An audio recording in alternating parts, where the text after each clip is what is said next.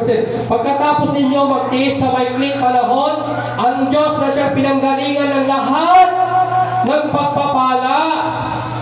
Kaya sabi ko sa inyo, anong meron ka ngayon?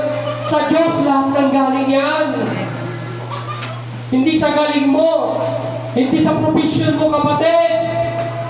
Hindi sa mga bagay. Kaya kung ano man mga achievements mo sa buhay, Lord, salamat. Pero si Lord pa rin nakakalam ang magandang future mo sa buhay. Yung future na yan na hinaharap mo, mas maganda yung future na ibibigay sa iyo ng Diyos. Ano yung future na yan? Yung pupunta ka sa langit. Nag-test ka man, at least pupunta ka sa langit. Ano pa? Sabi niya, ang siyang nagbibigay sa inyo ng kagalapan, katatagan, lakas ng loob, kaysa pundasyong di matitinag. Siyang tumawag sa inyo upang makibagi kayo sa kanyang walang hanggang kalwalhatian kasama ni Kristo. Next, conclusion na po tayo. Palakpakan po natin ang Panginoon.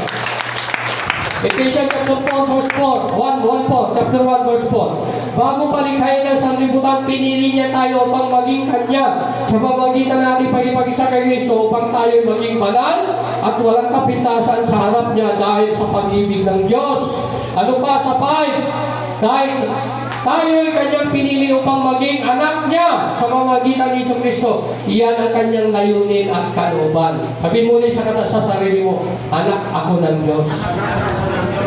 Purihin natin siya dahil sa Kanyang kahangahangang pagkalinga sa atin sa pamamagitan ng Kanyang minamahal na anak. Next, 7. Basahin po natin ulit. Tinubos tayo ni Kristo sa pamamagitan ng Kanyang dugo. At sa gayon, pinatawad ang ating mga kasalanan. Ganun kadakila ang Kanyang kagandang loob. At ibinigay sa atin sa pamamagitan ng Kanyang karunungan at kaalaman. 9. Sabi natin, ipinaunawa sa atin ng Diyos ang hiwaga ng Kanyang kalooban at isa sa katuparan sa pamamagitan ni Kristo. Pagdating ng takdang panahon, laluin ninyang tipunin ang lahat ng nilikha sa langit at sa lupa at ipasailalim ng ang mga ito kay Kristo. Paano nila hindi sinasabi na si Kristo ay tao?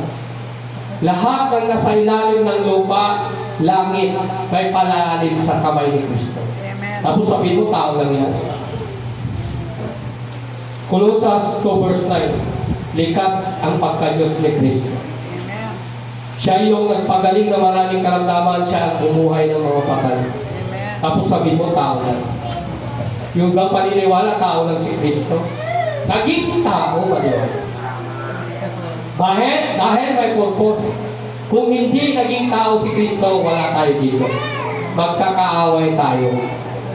Hindi tayo ganyan. O, di ba? Pero dahil kay Kristo, His will. At may utang ako sa inyo, His will. Ano pa? 11. Dahil kay Kristo, tayo rin ay naging pag-aari ng Diyos na siyang nagsagawa ng lahat ng bagay ayon sa Kanyang layunin at Kanyang kalooban.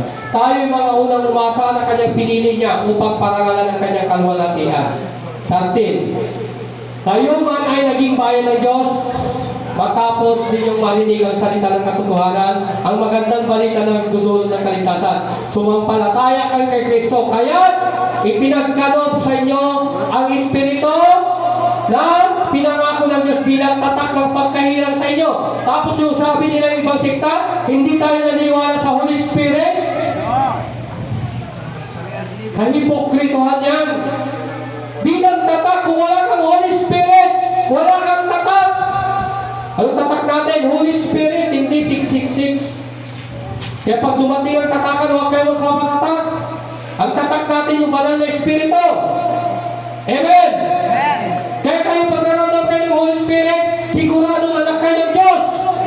Pag siguradong binago kayo mga kapatid ng dahil sa Holy Spirit, siguradong anak kayo ng Diyos. Amen po? At ang Espiritu ang katibayan na makakamit natin ang pangako ng Diyos para sa atin hanggang makamtan natin ang lubos na kaligtasan. Purihin natin ang Kanyang kalwalhatian. Bless the Lord! Purihin po natin ang Panginoon at palakpakan po natin ang Diyos. Salamat po at God bless us all po sa atin.